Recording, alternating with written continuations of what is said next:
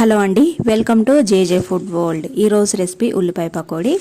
ఈ విధంగా నేను చెప్పినట్టుగా అయితే చేసి చూడండి. క్రిస్పీగా చాలా చాలా టేస్టీగా బాగొస్తాయి. ఈవినింగ్ స్నాక్స్ టైంలో టీ తాగేటప్పుడు చాలా బాగుంటాయండి ఇవి. ఇప్పుడు వీటిని ఎలా తయారు చేసుకోవాలో చూద్దాం. దీనికోసం ముందుగా ఒక గిన్నె తీసుకొని అందులోకి ఏదైనా ఒక కప్పు కానీ గ్లాసు కానీ కొలతగా తీసుకొని దాంతో 2 కప్పుల వరకు బియ్య పిండి వేసుకోవాలి. అలాగే అరకప్పు వరకు శనగపిండి వేసుకోవాలి. ఇలా పిండిని వేసుకున్న తర్వాత ఈ గిన్నెని పక్కకు పెట్టుకొని ఇప్పుడు మిక్సీ జార్ తీసుకోవాలి. మిక్సీ జార్ తీసుకున్న తర్వాత దీంట్లోకి 15 వరకు వెల్లుల్లి, అలాగే 3 ఇంచుల వరకు అల్లం ముక్కని కట్ చేసి వేసుకోవాలి. ఇలా వేసుకున్నాక మనం ఎంత కారం తింటామో దాన్ని బట్టి పచ్చిమిర్చిని కూడా వేసుకోవాలి.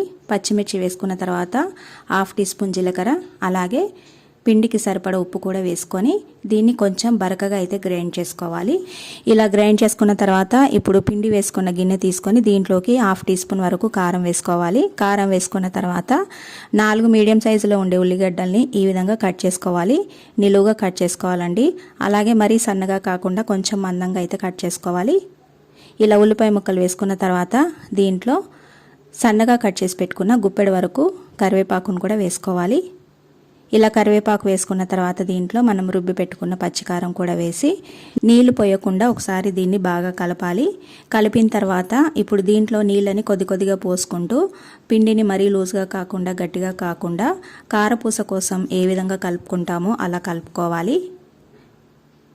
ఇక్కడ నాకు ఈ గ్లాస్తో 1.5 గ్లాసు నీళ్ళైతే పట్టినాయండి.